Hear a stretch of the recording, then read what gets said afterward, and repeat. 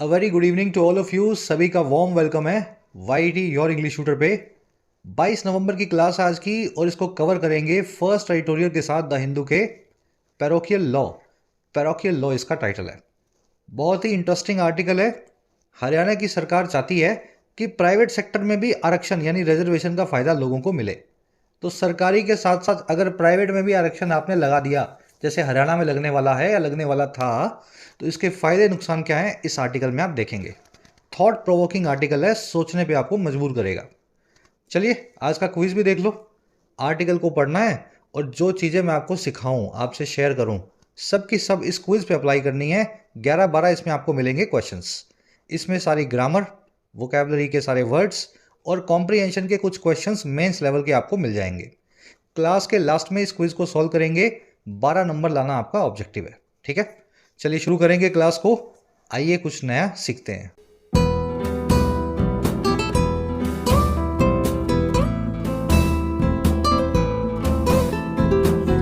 Alright, कह रहा है जी पैरोकियल लॉ। लॉ तो समझते ही हैं आप, कानून, है ना। पैरोकियल क्या होता है? देखिए, इसको बोलते हैं हिंदी में छोटी सोच वाला। छोटी सोच वैसे नहीं, नीची सोच नहीं, छोटी जिस सोच का साइज ही छोटा हो। मान लीजिए आप भलाई सोच रहे हैं, लेकिन भलाई सोच रहे हैं अपने सिर्फ परिवार की या अपने मोहल्ले की। आप बड़े नेता हैं, भारत के प्राइम मिनिस्टर हैं या किसी प्रदेश के आप सीएम हैं, लेकिन अगर आप भलाई सोच रहे हैं सिर्फ अपनी कास्ट की या अपने समुदाय की, तो आप एक पैरोकियल सोच वाले आदमी हैं। यानी जो भी आप सोचते हैं उसमें बहुत ज़्यादा कुछ बड़ा नहीं होता, बस छोटा मोटा ही आप सोचते हैं। इसको नैरो माइंडेड भी बोल सकते हैं, आसान भाषा में प्रोविंशियल भी बोलते हैं और प्रोटेक्शनिस्ट भी बोलते हैं, है ना। अपने लोगों की प्रोटेक्शन कर दी और बाकी दुनिया भाड़ में जाए। कह रहे जी ऐसा ही छोटी सोच वाला एक कानून हमने देखा है, पैरोकियल लॉ। कहाँ देखा और क्यों देखा है आगे देखेंगे टाइटल पैराग्राफ को। कह रहा है जी states need to implement labour rights uniformly and not rely at protectionism. कह रहा है जी स्टेट्स को नीड है, ज़रूरत है कि वो इम्प्लीमेंट करें, लागू करें लेबर राइट्स को, मजदूरों के अधिकारों को यूनिफॉर्मली। यूनिफॉर्मली कैसे बना है वर्ड? यूनो मतलब एक, फॉर्म मतलब रूप, यूनिफॉर्मली मतलब एक रूपता से, हर जगह एक जैसा। जो काम महाराष्ट्र में वर्कर्स के साथ में होता है, जो बर्ताव, वही बर्ताव उत्तर प्रदेश में भी होना चाहिए। सब तरफ जो है बराबर इनको राइट्स मिले। तो इस तरीके से हर तरफ अगर बराबर राइट्स मिलने लगे, इम्प्लीमेंट हो जाएं, और स्टेट्स को जो है रिलाई नहीं करना है, डिपेंड नहीं करना है प्रोटेक्शनिज्म पे या पैरोकियल सोच पे। प्रोटेक्शनिज्म समझ गए ना। हरियाणा स्टेट है तो हरियाणा के वर्कर्स के बारे में सोच रही है, प्रोटेक्ट कर रही है उनको। बाहर के वर्कर्स जो हैं हरियाणा में आके काम करते हैं, जो उनका अधिकार है कहीं भी जाकर के बसना, कहीं भी काम करना, आप उनको डिसएडवांटेज पे डाल रहे हो, लेकिन हरियाणा के लोगों को आप जो है आगे रख रहे हो, प्रोटेक्ट कर रहे हो। तो इस पे जो है ना आपको रिलाई बिल्कुल भी नहीं करना है। भारत देश सभी का है, कोई भी आदमी कहीं भी जाके काम कर सकता है। सेंटेंस समझ में आ गया?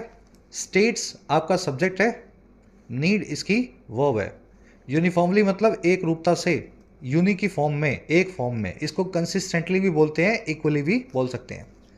देखो सेंटेंस में एक क्लासिक एरर है, मेरे ख्याल से आपने पकड़ ली होगी, तो मैं 10-5 सेकंड आपको और देता हूं अगर ना मिली हो। चलो मिल गई हो तो डालना कमेंट्स में, बता भी देता हूं। रिलाई का मतलब होता है डिपेंड करना। रिलाई है, डिपेंड है, और इनका एक तीसरा वर्ड है सिनोनिम, हिंज। ठीक है, रिलाई, डिपेंड और हिंज, तीनों का मतलब होता है किसी पे निर्भर होना या डिपेंड करना। लेकिन इन तीनों के बाद में जो प्रेपोजिशन आती है वो आती है ऑन। ठीक है, ये एट प्रेपोजिशन जो है देखने में सही लग सकती है, rely at protectionism, hinge at protectionism, गलत है। इनके बाद जो प्रेपोजिशन फिक्स्ड है दैट इज ऑन। यहाँ से इसको निकालेंगे और यहाँ पे ऑन लगाएंगे। चलो जी अब आगे बढ़ते हैं। अब आज के क्विज में पूछा हुआ है, वहाँ पे हिंज वर्ड मिल जाए तो उसके बाद में एट मत लगाना, ऑन ही लगाना। आगे बढ़ के इस आर्टिकल की सारी वोकैब पे नज़र डालेंगे ताकि इसको स्मूथली पढ़ सके। क्लास को एक लाइक और एक शेयर जरूर से दें, और जिन बच्चों ने ऐप को डाउनलोड नहीं किया है जरूर से अपनी एंड्रॉयड और iOS ऐप को डाउनलोड कर लेना। ऐप पे आपको सभी कोर्सेज मिलेंगे जिनमें पर्सनली आपको गाइडेंस मिल जाती है। राइटिंग के कोर्स में आपको लिखना सिखाया जाता है, आप लिख सकते हैं 70 से 80 घंटों में। इस कोर्स पे कुछ डिस्काउंट चल रहे हैं, फ़ायदा ले सकते हो इस कूपन कोड की मदद से आज। इसी तरीके से यूपीएससी कंप्लीट माइग्रेशन कोर्स में आपको UPSC prelims, mains, answer writing, essay, precis, grammar, vocab, everything is covered in this course. Hindi से, गुजराती से, बंगाली से, पंजाबी से आप इंग्लिश में माइग्रेट कर सकते हैं यूपीएससी किसी भी सिविल सेवा एग्जाम के लिए। इसका भी फ़ायदा ले सकते हैं। बैंकिंग का कोर्स भी अवेलेबल है जिसमें प्रीलिम्स मेंस सभी बैंकिंग एग्जाम्स की आपको तैयारी करवाई जाती है। इसी तरीके से सभी एसएससी एग्जाम्स का भी फुल प्रैक्टिस पैकेज अवेलेबल है। Download the app today, comment section में ऐप का लिंक रखा है। चलिए अब आगे बढ़े, क्लास को शुरू करें। ये कॉन्टैक्ट नंबर है टीम से बात करने का व्हाट्सएप के थ्रू। चलिए वोकैब शीट अपनी आज की 5 वर्ड्स हैं। शुरू करेंगे एम्बिट से। एम्बिट का मतलब होता है दायरा, डोमेन या scope. Law making powers on police and agriculture fall under the ambit of states of India. कानून बनाने की ताकतें जो हैं पुलिस पे और खेती पे, एग्रीकल्चर पे, वो फॉल अंडर करती हैं, दायरे में आती हैं, एम्बिट में आती हैं, फॉल अंडर करती हैं जो है भारत की स्टेट्स का, राज्यों का। तो एम्बिट दायरा समझ गया। परव्यू भी बोलते हैं, ऑर्बिट भी बोलते हैं, जोरिस्डिक्शन भी बोलते हैं, रेमिट भी बोलते हैं। ये सारे जो हैं दायरे के सिनोनिम्स हैं। अगला जो वर्ड है अपने पास वो है अकिन। बहुत दिनों से इस वर्ड को आप देखते जा रहे हो, हर आर्टिकल में आ रहा है। और अकिन का मतलब होता है सिमिलर, सिमिलर टू और अकिन टू, ये दोनों फ्रेजेज ऐसे ही काम करेंगे। टू प्रेपोजिशन इनके बाद फिक्स्ड है। याद रखना, अकिन के साथ में विद लगा दूं, बाय लगा दूं, कुछ भी और लगा दूं नहीं चलेगा। Akin to, similar to. The life story of Elon Musk is akin to a real life sci-fi movie. जो लाइफ स्टोरी है इलोन मस्क की, जिंदगी की कहानी है, वो काफ़ी सिमिलर है किसी भी साइंस बेस्ड फिक्शन मूवी की कहानी के। अगर इनकी कहानियाँ पढ़ेंगे तो आपको लगेगा कि मैं कोई फिल्म देख रहा हूँ। लाइक और रिलेटेड इसके सिनोनिम्स हैं। अगला वर्ड देखेंगे आज का, जो कि है अशर इन। अशर का मतलब होता है जी वो आदमी, लिटरली बता रहा हूँ, अशर कौन होता है? वो आदमी जो आपको सिनेमा हॉल में टॉर्च लगा करके आपकी सीट तक छोड़ के जाता है। समझ गए ना? अंधेरा रहता है ना सिनेमा में, तो आप जाएंगे तो आपको दिखेगा भी नहीं आपकी सीट्स कहाँ हैं। तो एक आदमी आएगा आपके पास, टिकट देखेगा, टिकट पे टॉर्च लगाएगा, फिर टॉर्च लगा के आपको आपकी सीट तक छोड़ाएगा। तो अशर हो गया तो वो आदमी। अशर इन बनी है फ्रेजल वर्ब वहीं से। इसका मतलब हो गया जी किसी चीज़ को ब्रिंग इन करना, इंट्रोड्यूस करना, कम अप विद करना। जैसे कि अशर नाम का आदमी आपको ब्रिंग इन या इंट्रोड्यूस करता है सिनेमा में। फ्रेजल वर्ब है ये, बहुत प्यारी है। अशर वर्ड से पकड़ के रखना है इसको। The cold war ushered in a new era of nuclear weapons. Cold war ने अशर इन किया या इंट्रोड्यूस या कम अप विद किया एक नई एरा को, न्यूक्लियर वेपन्स की। कम अप विद का मतलब भी वही है, किसी चीज़ के साथ है ना, उभरना। भाई कोल्ड वॉर जो है उभरी या कम अप विद की एक नई एरा के साथ में, न्यूक्लियर वेपन्स की। सिनोनिम ही है इसका कम अप विद। आज के आर्टिकल में इसी फ्रेजल वर्ब को आप देखने वाले हैं। ठीक है, लॉन्च या किक इन भी इसके सिनोनिम है। रिंग इन, कमेंस, इनिशिएट, सभी इसके सिनोनिम्स कहलाते हैं। अगला वर्ड है बार्गेन। बार्गेन क्या होता है?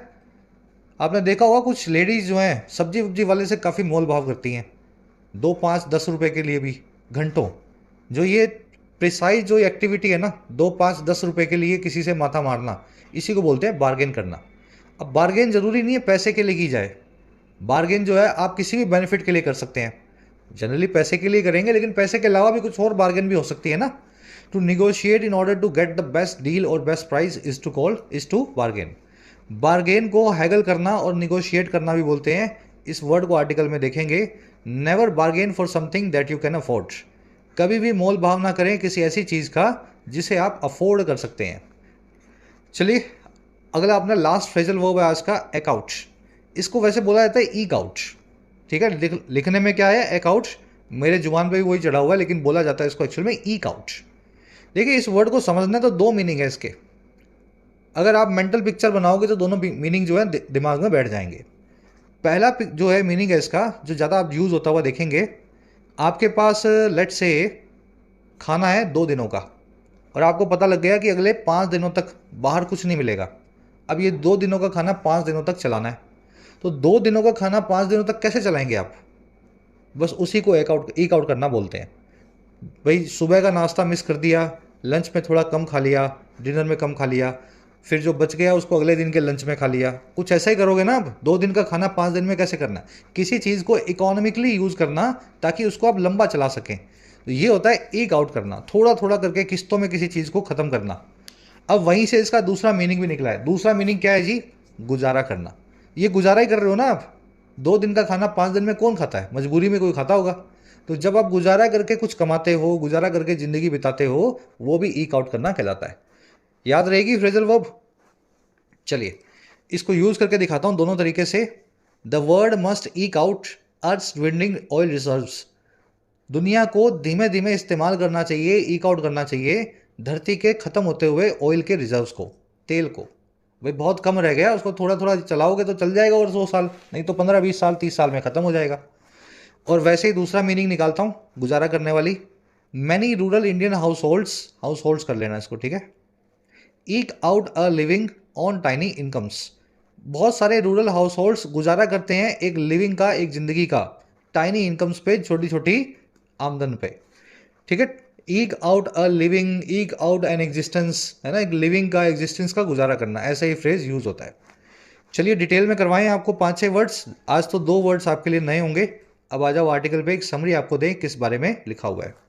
समरी ये है कि हरियाणा की सरकार ने कानून बनाया था 2020 में, कोविड के बाद में, कि 30,000 रुपये से कम की जो जॉब्स हैं, जनरली 30,000 से कम की जॉब्स कौन सी होती हैं, जिसमें कुछ मैनुअल काम हो, आप कुछ मजदूरी करते हो या फिर ऐसा कुछ काम करते हो जिसमें फिजिकल आपकी बॉडी जो ज़्यादा यूज़ होती है और दिमाग कम यूज़ होता है।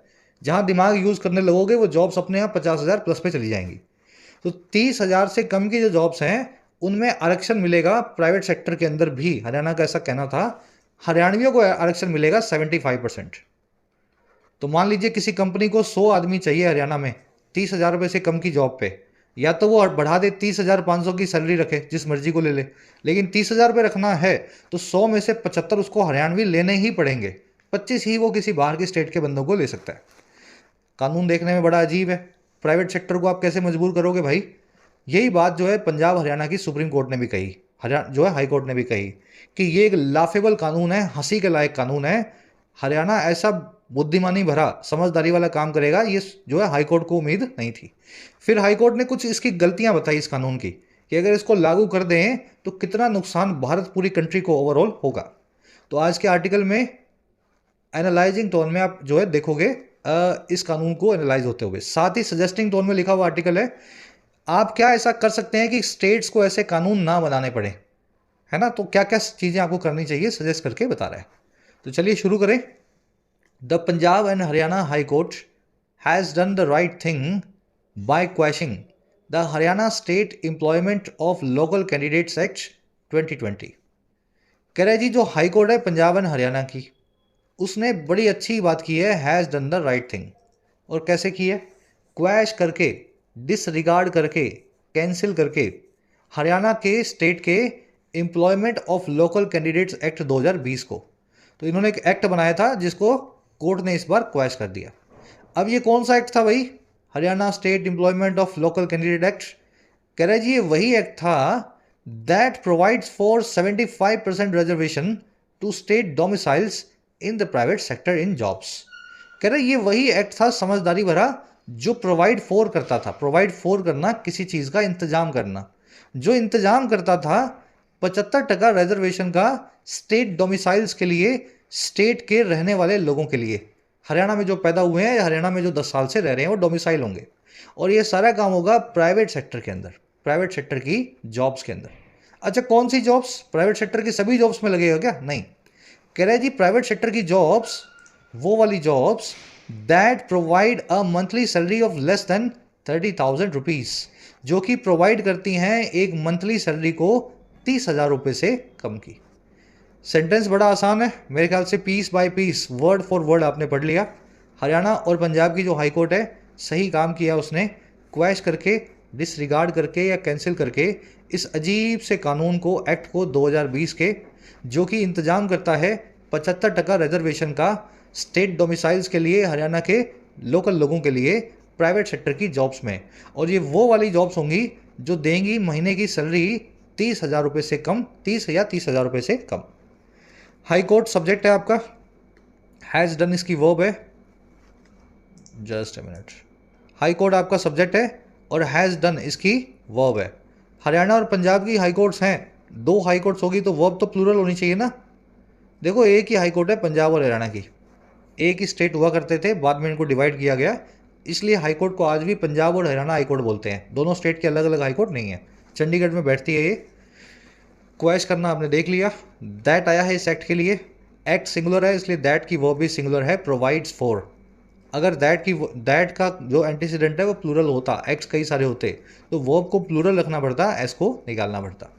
प्रोवाइड फॉर करना, इंतजाम करना, इसका बिल्कुल उल्टा होता है प्रोवाइड अगेंस्ट, किसी चीज़ को ना होने का इंतजाम करना।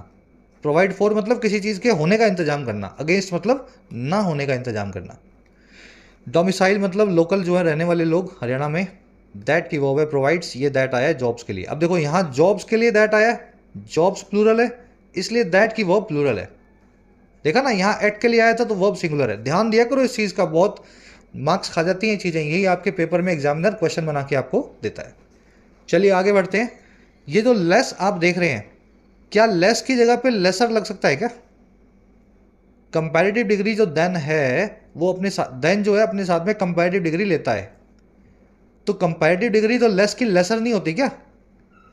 सोचो थोड़ा, इस कॉन्सेप्ट को आपको करवाएंगे, लेस और लेसर में क्या फर्क है। कह रहे जी the court stated that it was beyond the purview of the state to legislate on the issue and restrict private employers from recruiting people from the open market. यहाँ फ्रॉम कर लेना, ठीक है, यहाँ पे आपको क्या करना है, फ्रॉम समझना है। कह रहे जी कोर्ट ने ऐसा स्टेट किया, ऐसा कहा, स्टेट करना यानी कहना, दैट वो ये कहा कि ये जो है ना परव्यू के बियॉन्ड था, दायरे के पार था। परव्यू मतलब दायरा, बियॉन्ड मतलब पार। हरियाणा स्टेट के कि वो लेजिस्लेट करे, वो कानून बनाए, पॉलिसी मेकिंग करे इस इशू पे, और रेस्ट्रिक्ट करे, पाबंद करे प्राइवेट एम्प्लॉयर्स को, प्राइवेट कंपनियों को, कि वो रिक्रूट कर सके लोगों को, वो नौकरी पे रख सके लोगों को। और कहाँ से? ओपन मार्केट से, फ्रॉम द ओपन मार्केट। समझ में आ गई बात? तो कोर्ट का यही कहना था, प्राइवेट सेक्टर में आप लोगों पे पाबंदी नहीं लगा सकते हो। प्राइवेट कंपनी को जहां से जिसको लेना होगा वो उसका दायरा है, आपका दायरा स्टेट का नहीं है। कोर्ट सब्जेक्ट है आपका, स्टेटेड इसकी वर्ब है, इट सब्जेक्ट है, वॉज इसकी वर्ब है। परव्यू यानी दायरा, डोमेन, इसको रेमिट भी बोलते हैं, ज्यूरिस्डिक्शन भी बोलते हैं। चलिए, रेस्ट्रिक्ट का मतलब होता है पाबंद करना।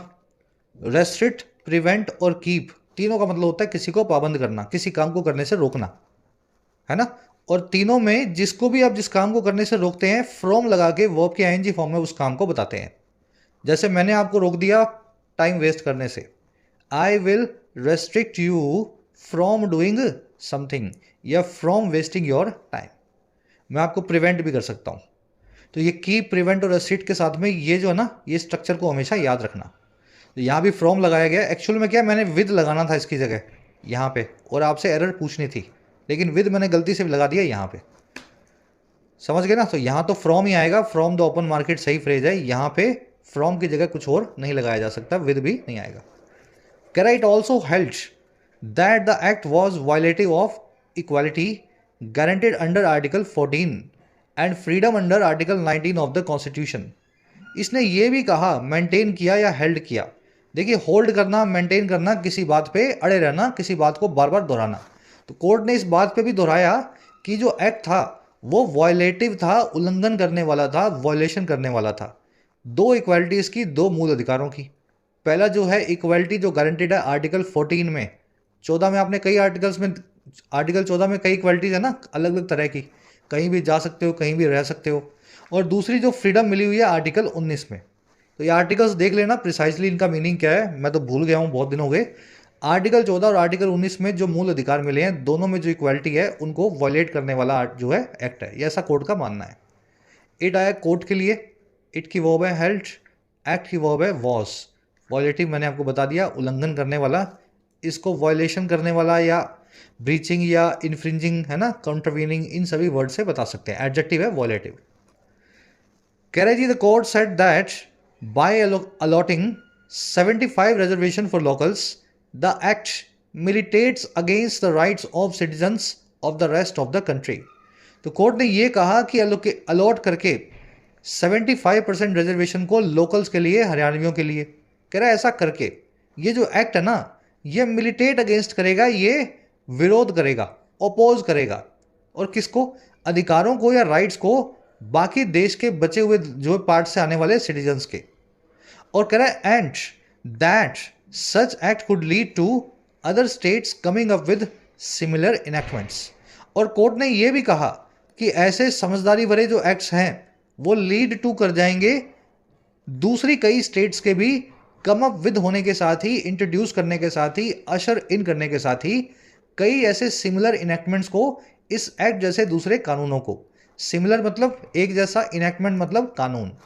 और कह रहे जी ये सारा काम होगा in effect putting up artificial walls through out India. ये सारा काम होगा इफेक्ट डालते हुए, असर छोड़ते हुए, पुटअप करने का, खड़ा करने का कागजी दीवारों को, आर्टिफिशियल वॉल्स को पूरे देश में। तो कोर्ट का ये मानना था, आप जो है भारत के दूसरे जो स्टेट से आने वाले लोग हैं, पहले तो उनके अधिकार का आप हनन करेंगे, उनके राइट्स को आप जो है एक्सप्लॉइट करेंगे इस एक्ट की वजह से। दूसरा, इसी एक्ट की वजह से आसपास की स्टेट्स आप देखेंगे वो भी ऐसा कानून बना लेंगी, और फिर अगले 10-5 साल में आप भारत में दीवारें बनी हुई देखेंगे। हरियाणा का आदमी राजस्थान में नौकरी नहीं कर सकता, राजस्थान वाले को पंजाब में नहीं मिलेगी, पंजाबी को बंगाल में नहीं मिलेगी। तो ये कागजी दीवारें पूरे देश में आप बनी हुई देखेंगे अगर ऐसे एक्ट को आज हम मंजूर करते हैं। कोर्ट सब्जेक्ट है, सेड इसकी वर्ब है, एक्ट की वर्ब है मिलिटेट्स अगेंस्ट। मिलिटेट अगेंस्ट करना यानी किसी चीज़ के खिलाफ जाना, अपोज करना, किसी चीज़ को, समझ गए ना, उसको पूरा ना होने देना। एक्ट्स की वर्ब है कुड लीड टू। अच्छा, पुटअप करना यानी खड़ा करना, जनरली किसी बिल्डिंग को, बैनर को, पैम्फलेट को, दीवार को या स्ट्रक्चर को खड़ा करने के लिए पुटअप नाम की फ्रेजल वर्ब का इस्तेमाल किया जाता है। याद रखना, पुट अप यानी किसी चीज़ को कंस्ट्रक्ट करना, बिल्ड करना। इसका पुट अप विद से कोई कनेक्शन नहीं है। पुट अप विद याद है ना, phrasal verb, deal with, contained with, face, tackle, है ना, कोप विद, वो सारी फ्रेजल वर्ब्स में पुटअप विद भी आती है, वो अलग फ्रेजल वर्ब्स है किसी से सामना करने के लिए। लेकिन पुटअप विद में से अगर विद को निकाल दूं और खाली पुटअप रख दूं तो ये फ्रेजल वर्ब का मीनिंग बदल जाता है, किसी चीज़ को खड़ा करना, इमारत वगैरह को कंस्ट्रक्ट करना। बढ़ेंगे आगे, कह रहे जी it argued that the act was imposing unreasonable restrictions on workers right to move freely throughout the territory of India. Court ने यह भी दलील पेश की कि जो एक्ट है वो इम्पोज कर रहा था, लगा रहा था बहुत ही नाजायज, अनरीजनेबल पाबंदियों को वर्कर्स के राइट की, काम करने वाले लोगों के अधिकार की, जो है भारत में फ्रीली मूव करने का, टेरिटरी ऑफ इंडिया में कहीं भी जाकर के बस के काम करने का। इट की वर्ब है आर्ग्यूड, इट आया कोर्ट के लिए। एक्ट की वर्ब है वॉज इम्पोजिंग, इम्पोज करना, लेवी करना, किसी चीज़ को जबरदस्ती लगाना। कह रहे the court term the requirements on private employers stipulated in the act as akin with those under inspector राज।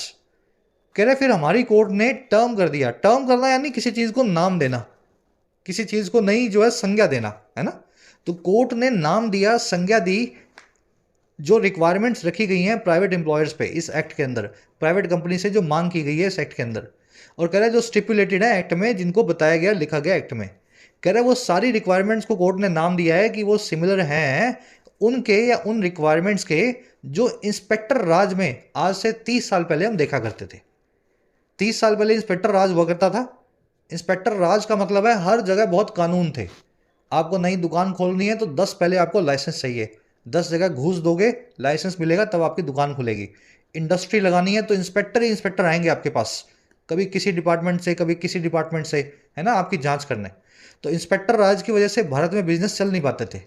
तो 92-93 में जो सरकार थी उसने लिबरलाइजेशन, प्राइवेटाइजेशन को इंट्रोड्यूस किया, ये सारे कानून हटा दिए। तब से बिजनेस जो है बहुत अच्छे से ग्रो कर रहे हैं भारत में और इंडिया आगे बढ़ रहा है।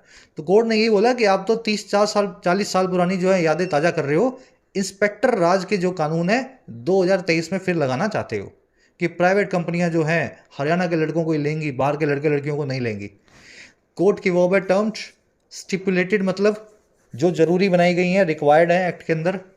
अकिन जो है इसका मतलब होता है सिमिलर, आप देख चुके हैं इस वर्ड को, अकिन टू, सिमिलर टू, इनके साथ में टू लगाना है, विद का इस्तेमाल कभी भी नहीं होगा।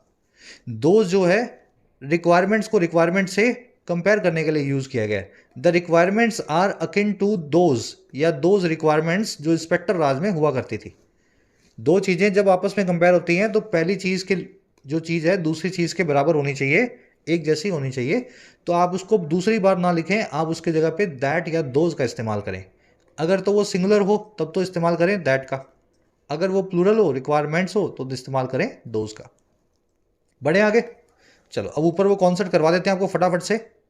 देखिए लेस जो है ना, लेस ये भी कंपैरेटिव डिग्री है, और लेसर जो है वो भी कंपैरेटिव डिग्री है। दोनों में फ़र्क ये है कि दोनों का मीनिंग ही अलग है। यहाँ पे अगर आपने लेस लगा रखा है तो कंपैरेटिव डिग्री ही लगाई है, कुछ भी गलती नहीं है। हाँ, बस मीनिंग देख लेना।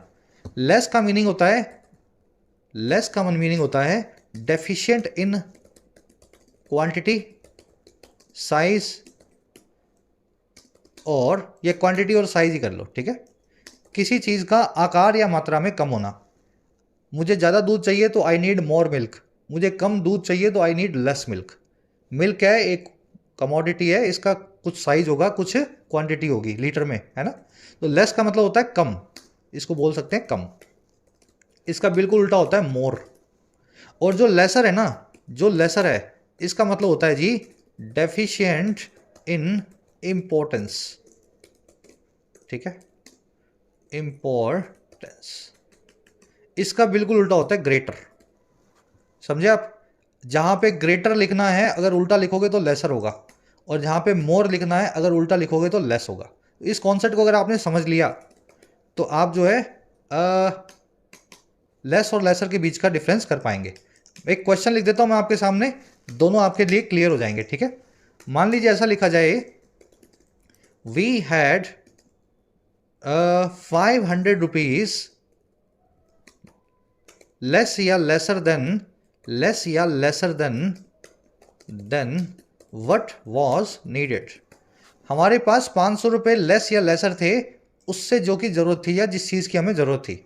हमें ज़रूरत थी 1500 की, हमारे पास थे 1000। हमें ज़रूरत थी 10,500 की, हमारे पास थे 10,000। समझ गए? तो 500 रुपये कम थे। यहाँ पे 500 रुपये कम या ज़्यादा की बात हो रही है, लेस और मोर वाला पेयर यूज़ होगा। कम की बात हो रही है तो लेस का इस्तेमाल करूँगा, लेसर की बात नहीं हो रही। 500 रुपये साइज में या क्वांटिटी में कम थे, है ना। डेफिशिएंट इन इंपॉर्टेंस की बात नहीं हो रही। अब देखो दूसरा, लेसर का इस्तेमाल करके देखते हैं। The high court quashed the order of the less court या लेसर कोर्ट। यहां पे हाई कोर्ट ने क्वेश्चन किया है या कैंसिल किया है ऑर्डर को छोटी अदालत के। हाई कोर्ट से नीचे की जो सेशंस कोर्ट है या फास्ट ट्रैक कोर्ट है, छोटी अदालत यानी साइज में नहीं, इंपॉर्टेंस में छोटी है वो। ऐसा नहीं है इस कोर्ट का साइज है जी 500 स्क्वायर मीटर और हाई कोर्ट का साइज है 1500 स्क्वायर मीटर। साइज वाइज की बात नहीं हो रही, क्वांटिटी की बात भी नहीं हो रही, इंपॉर्टेंस की बात हो रही है। हाई कोर्ट बड़ी कोर्ट है, ये इंपॉर्टेंस में छोटी कोर्ट है। तो लेसर कोर्ट जो है ना, उसके ऑर्डर को हाई कोर्ट ने क्वैश किया। समझ गए? तो लेसर का इस्तेमाल बहुत कम होगा, लेस का इस्तेमाल बहुत ज़्यादा होगा। ये वर्ड आप जनरली यूज़ होता हुआ नहीं देखते हैं, इसलिए लेस और लेसर में डिफरेंस करना सीखें। यहाँ पे लेस का इस्तेमाल बिल्कुल सही है, लेस देन 30,000। कॉन्सेप्ट समझ में आ गया तो लिखना कमेंट्स में, सर जी समझ में आ गया। इससे मुझे पता लगता है कि कितनी डिटेल में किसी कॉन्सेप्ट को बताना है। बढ़े आगे? चलो, नहीं आया तब भी बता दिया करो, फिर किसी और क्लास में किसी दूसरे तरीके से समझा देंगे। कह रहा है जी, other states such as Andhra Pradesh and Jharkhand have also enacted similar legislation. दूसरी कई स्टेट्स हैं आंध्र प्रदेश और झारखंड जैसी, उन्होंने भी इनेक्ट किया है, उन्होंने भी बनाया है इसी तरह के कानूनों को। अदर स्टेट्स की वर्ब है हैव इनेक्टेड, इनेक्ट करना, किसी कानून को बनाना। एक सवाल आपसे पूछ रहा हूं यहाँ पे, लेजिस्लेशन वर्ड जो है और लॉ जो वर्ड है लॉ, इन दोनों में क्या फ़र्क है? लेजिस्लेशन और लॉ वर्ड में क्या फ़र्क है ग्रामर के हिसाब से? बहुत प्यारा क्वेश्चन है, इससे पूरा कॉन्सेप्ट रिवाइज हो जाना चाहिए आपके दिमाग में। डालो कमेंट्स में, फिर किसी क्लास में करवा देंगे, बहुत बार ये वर्ड हो चुका है। थोड़ा मैं आपको आइडिया दे देता हूँ। Legislation, software, hardware, equipment, machinery, bread, paper, advice, वो वाला कॉन्सेप्ट आपको यहाँ पे लगाना है।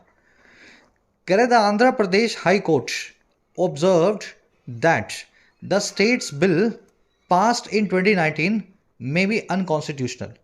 कह रहा आंध्र प्रदेश की हाई कोर्ट ने भी ऑब्जर्व किया था कि जो स्टेट का बिल है आंध्रा का, जो 2019 में पास हुआ था, ये अनकॉन्स्टिट्यूशनल हो सकता है, संविधान के परे हो सकता है।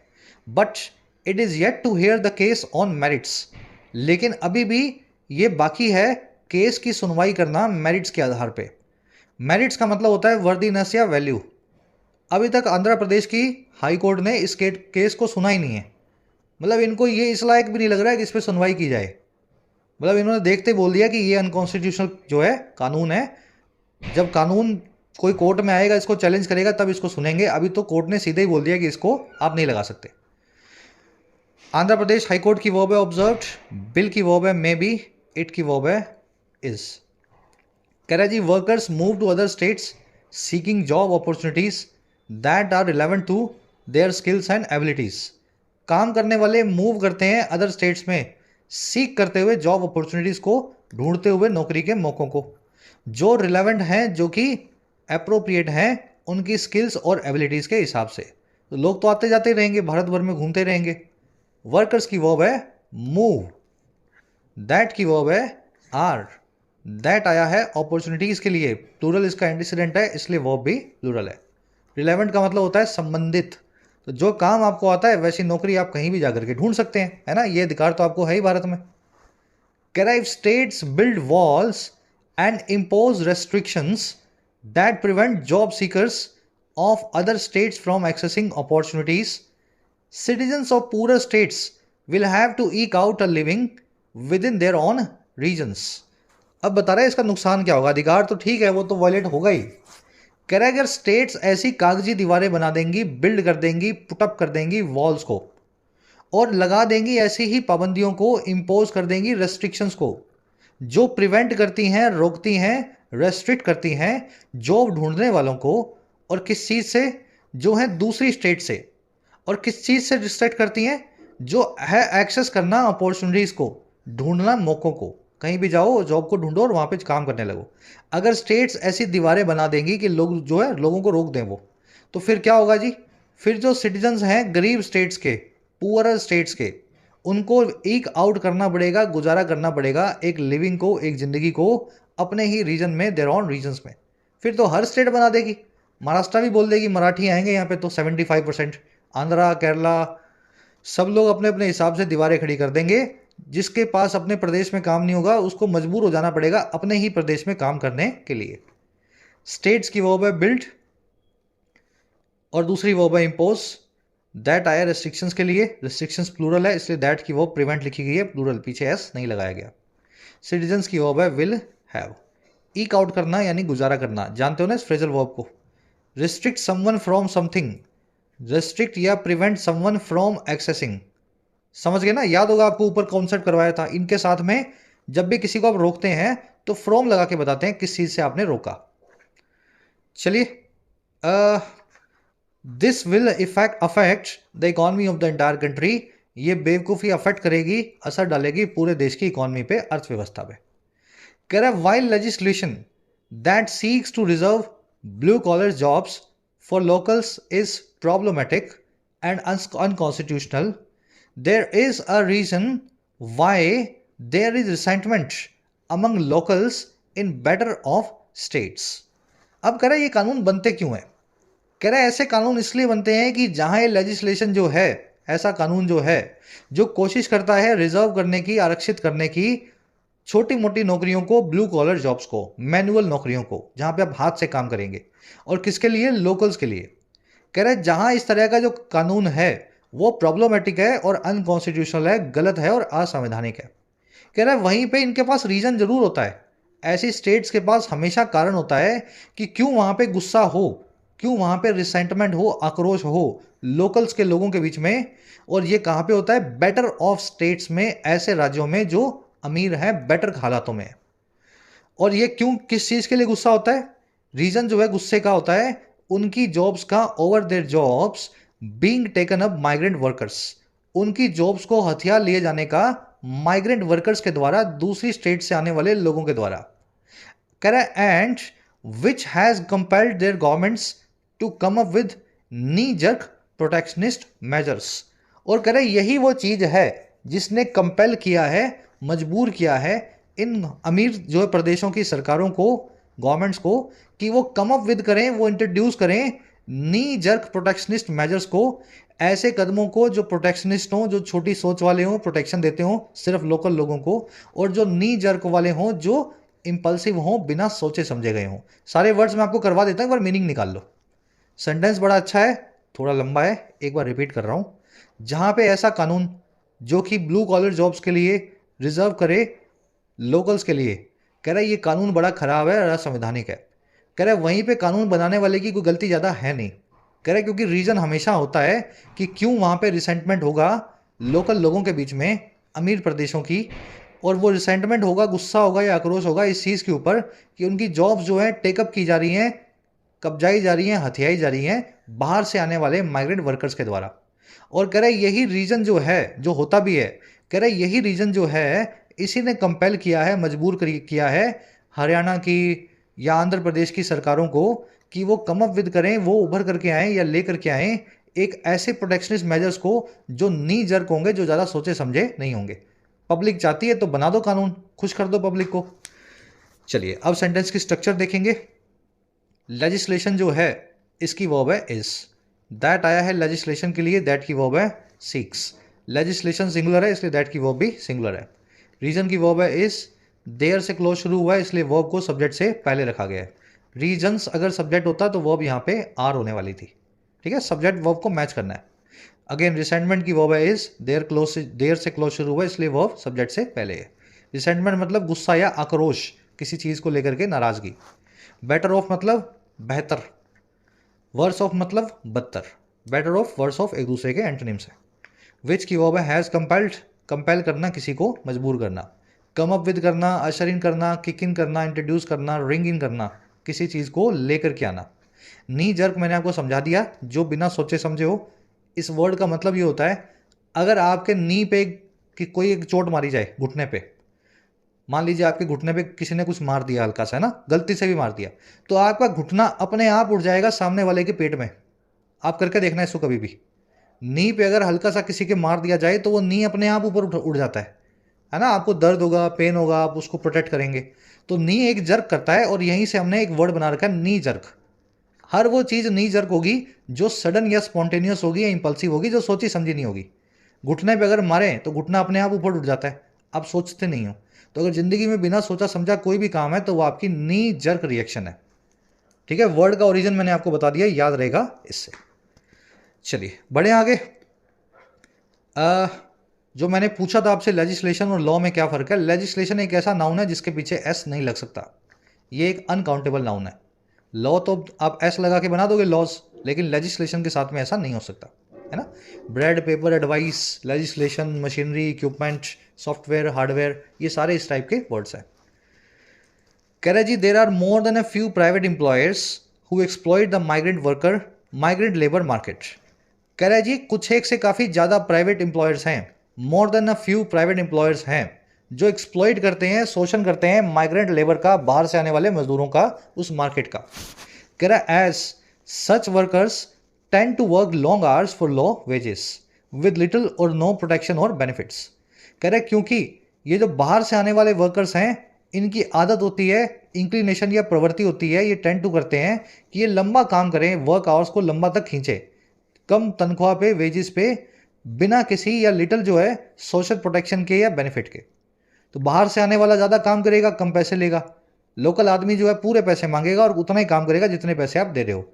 इसलिए प्राइवेट एम्प्लॉयर्स काफ़ी हैं भारत में जो बाहर से आने वाले वर्कर्स को एम्प्लॉय जो है एक्सप्लॉइट करना चाहते हैं। प्राइवेट एम्प्लॉयर्स की वर्ब है आर, हु की वर्ब है एक्सप्लॉइट, वर्कर्स की वर्ब है टेंट। एक्सप्लॉइट करना, शोषण करना। कह रहे जी this creates a segmentation of labour market with low wage migrant workers on the one side. कह रहा है यही जो बुरी चीज है ना, क्रिएट करती है एक सेगमेंटेशन को, एक चीजों को आपसी में बांटना होता ना, ये होता है सेगमेंटेशन, सेगमेंट बनाना, तू इस तरफ मैं इस तरफ। कह रहा है यही चीज जो एक फासले को क्रिएट करती है, डिवीजन को क्रिएट करती है, खाई को क्रिएट करती है लेबर मार्केट के अंदर, जिसमें लो वेज वाले माइग्रेंट वर्कर्स होते हैं एक तरफ और दूसरी तरफ कौन होते हैं, and local workers with better bargaining power on the other. Local जो वर्कर्स हैं अच्छी बार्गेनिंग पावर वाले, ये होते हैं दूसरी तरफ। तो इस वजह से ही फिर ये कानून बनने लगते हैं बाद में, क्योंकि कुछ बदमाश प्राइवेट एम्प्लॉयर्स हैं जो सिर्फ बाहर वालों को एम्प्लॉय करेंगे, छोटी जॉब्स में उनको कम पैसों पे काम करवाएंगे। तो इसलिए छोटी जॉब्स वाले मार्केट के अंदर बाहर वाले वर्कर एक तरफ होते हैं जिनकी वेजेस कम होती है और लोकल आदमी दूसरी तरफ होता है जिनकी वेजेस पूरी होती है। सेगमेंटेशन आपने समझ लिया। बार्गेनिंग पावर यानी मोल भाव की ताकत, नेगोशिएट और हैगल जो है बार्गेन के सिनोनिम है। कह रहा है जी यही इसका सोल्यूशन है। If states are truly concerned about protecting workers' rights, they should ensure that migrant workers in all establishments enjoy basic labor rights. कह रहा है अगर स्टेट जो है हरियाणा जैसी ये सच में कंसर्न्ड हैं, सच में चिंतित हैं अपने लोगों के राइट्स के लिए, प्रोटेक्ट करने के लिए अपने वर्कर्स के अधिकारों को, तो इनको सुनिश्चित करना चाहिए, इस चीज़ को पक्का करना चाहिए, इंश्योर करना चाहिए कि जो माइग्रेंट वर्कर्स हरियाणा में हैं सभी इस्टेब्लिशमेंट्स में, सभी कंपनियों और दुकानों में, वो इंजॉय करते हैं बेसिक लेबर राइट्स को, मजदूरों के जो बेसिक हक हैं उनका फायदा उनको मिलता है। और ये कौन सा राइट्स हैं भाई, कौन सा राइट्स हैं ये? That are legally due to them, जो कानूनन तौर पे उनको मिलने ही चाहिए। कह रहा है अगर ये काम करें ना हरियाणा जैसी स्टेट्स तब फायदा मिलेगा। और ये सारा काम कैसे करेंगी? सारा काम करेंगी thereby creating a level playing field for all workers, create करते हुए एक बराबरी के फील्ड को, लेवल प्लेइंग फील्ड को सभी वर्कर्स के लिए। समझ में आ गया सेंटेंस? कितना प्यारा इसने थॉट प्रोवोकिंग सोल्यूशन दिया है।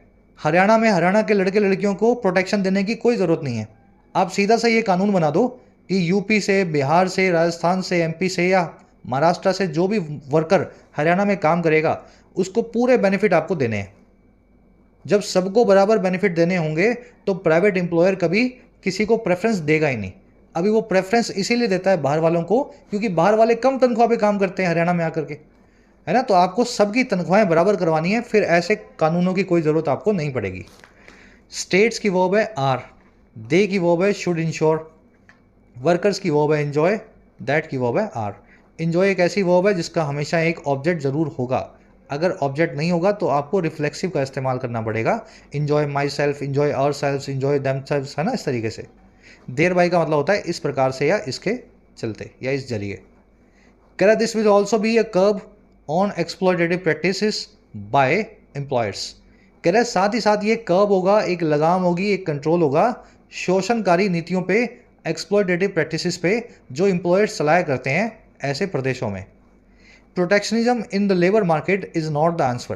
प्रोटेक्शनिज्म जो है, ऐसे बेवकूफ़ी भरे जो कानून हैं लेबर मार्केट में, वो आंसर बिल्कुल भी नहीं है, जवाब जो है समस्या का बिल्कुल भी नहीं है। चलिए रैपअप करेंगे सेशन को। होपफुली बहुत नई चीज़ें आपने सीखी होंगी। मेरे को ऐसे आर्टिकल बहुत इंटरेस्टिंग लगते हैं जिससे आपको सही पर्सपेक्टिव मिलता है क्या करना है। फर्स्ट क्वेश्चन को देखेंगे। क्या पैसेज प्रपोज करता है एक इफेक्टिव अप्रोच के लिए ऐसी स्टेट्स के लिए हरियाणा जैसी जो कंसर्न है अपने लोगों के राइट्स के लिए? क्या करना चाहिए हरियाणा को अगर उसको अपने लोगों के राइट्स को बचाना है? तो फर्स्ट क्वेश्चन में 4 ऑप्शन है आपके पास। स्ट्रेंथन करे वो स्टेट स्पेसिफिक जॉब रिजर्वेशन के एक्ट को, जॉब के अंदर रिजर्वेशन के एक्ट को मजबूत बनाए अपनी स्टेट में, हरियाणा ये करे। या फिर वो इम्ब्रेस करे प्रोटेक्शनिज्म को लेबर मार्केट में, ऐसी पॉलिसीज़ को अपना ले। या फिर वो इंश्योर करे माइग्रेंट वर्कर्स जो हैं उनको बेसिक राइट्स मिलते हों। या फिर वो इस्टेब्लिश करे जॉब अपॉर्चुनिटीज़ को लोकल्स के लिए, लोकल लोगों के लिए जॉब के मौक़ों को बनाएं। तो चारों में से क्या करना चाहिए? बहुत प्यारा क्वेश्चन है, देखते ही आंसर निकल गया होगा इसका। फर्स्ट कमेंट में आंसर मैंने डाला है, वहाँ से मैच करो। आ जाओ सेकंड पे।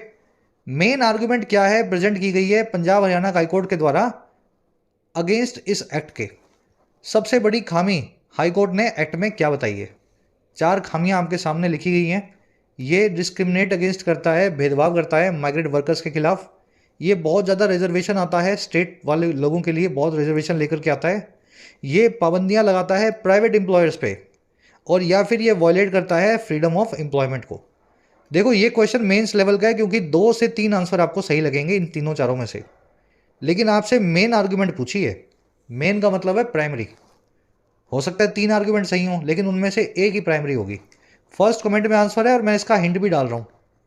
हिंट और आंसर दोनों को मैच करो, अपने वाले से मेरे वाले को मिला के देखना। आंसर पहले अपना निकाल लो। आगे मिलेंगे आपको वोकैब के questions. Militate against on the trot तो आज नहीं था शायद, फिर भी मैंने लिख दिया है। चलो मैं इसकी जगह लिख देता हूँ पुट अप, ठीक है, पुट अप। चलो इन सबको मैच करना है। मान लीजिए पुटअप का मतलब होता है जी इरेक्ट, फॉर एग्जाम्पल, है ना। परव्यू का मतलब होता है रेमिट, ईक आउट का मतलब होता है गेट बाय। तो इस तरीके से मैच करो और मैच करके बताओ किसको किससे मैच करोगे। चलिए 9वें 10वें 11वें 12वें में 4 एरर्स मिलेंगी आपको। एरर्स बता देता हूँ। पहली मिलेगी इस वर्ड के आसपास, दूसरी मिल सकती है इस वर्ड के आसपास। तीसरी आपको मिलेगी शायद, यहां पे शायद, है ना। और चौथी एरर आपको मिल सकती है इस वर्ड की वजह से। ठीक है, बहुत इजी क्वेश्चन है, चारों मेरे ख्याल से निकल ही गई होंगी। फर्स्ट कमेंट में आंसर है, चेक करके बताना आउट ऑफ 12 आपको कितने मार्क्स मिले। कल की क्लास में आपसे लेंगे मुलाकात। Until then